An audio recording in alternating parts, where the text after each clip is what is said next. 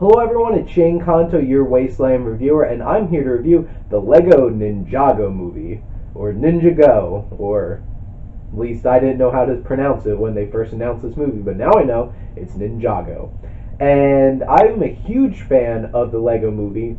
I really enjoyed the LEGO Batman film.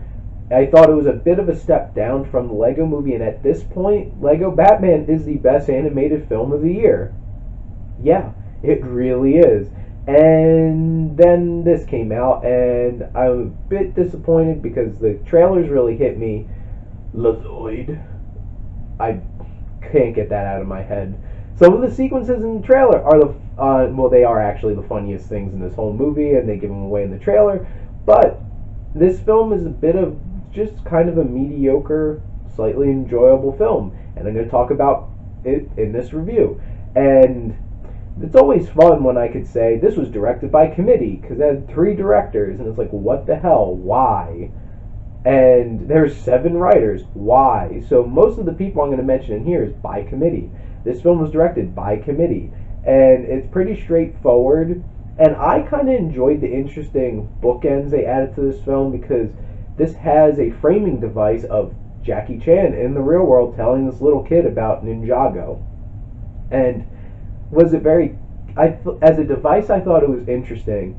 How it was actually done was very childish and goofy, and this movie is very much more of a kids movie, unlike the LEGO Movie and the LEGO Batman movie that has humor and interest for adults.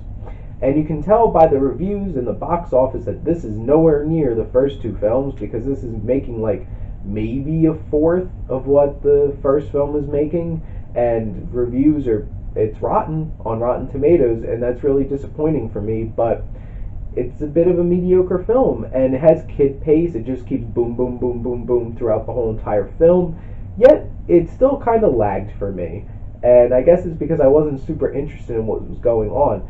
It's just silly, and like the emotional moments don't always really work. There were a few that I'm like, wow, I wish they focused this film mostly on this, but then they tried to balance too many things, and it kind of lost its luster. And it's not very deep, but I do like the animation, the computer animation in this film. I thought was really good, and they got that down with these LEGO movies. Also written by committee, and this really has 2 stories. You have the Ninjago team trying to do what they need to do, and a father-son thing and trying to make those connections. The father-son things were the things that really worked in this film, and I kind of wish that was the whole film, because the LEGO Ninjago, like, I'm going to put it right out there, none of them are interesting. And all the actresses and actors who do all the voices are completely wasted. Camille Nanjiani, after he had the big sick this year, was completely wasted. And none of them were interesting, none of them had personality, and Lloyd really didn't either. But Dave Franco's charming enough that he helped carry that character. But honestly, there's only one really interesting character, and it's Lord Garmadon. And honestly, I would have watched the movie just about him. Which honestly, on some level, this movie kind of is about him. And it's not super funny. There's some moments, and I liked some gags like the real-life cat thing, like smacking down all of Ninjago. I thought that was really funny. And it's really surface level, but it is fun. It is a fun, goofy film. And in terms of the voice acting, this is the Justin Theroux show. It really is. And him as Lord Garmadon, he owns this movie. Everyone else, Dave Franco does a fine job. Jackie Chan has his moments, but everyone else is just wasted. It's like, why are you here? Because this is just Justin Theroux, like, hamming it up, and this is his movie. And in terms of the music, the composer is Mark Mothersbaugh.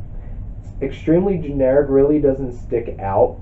And my overall thoughts and the it factor for this film is it's fun and silly, but unfocused and uninspired. It doesn't really hone in on what it wants to be.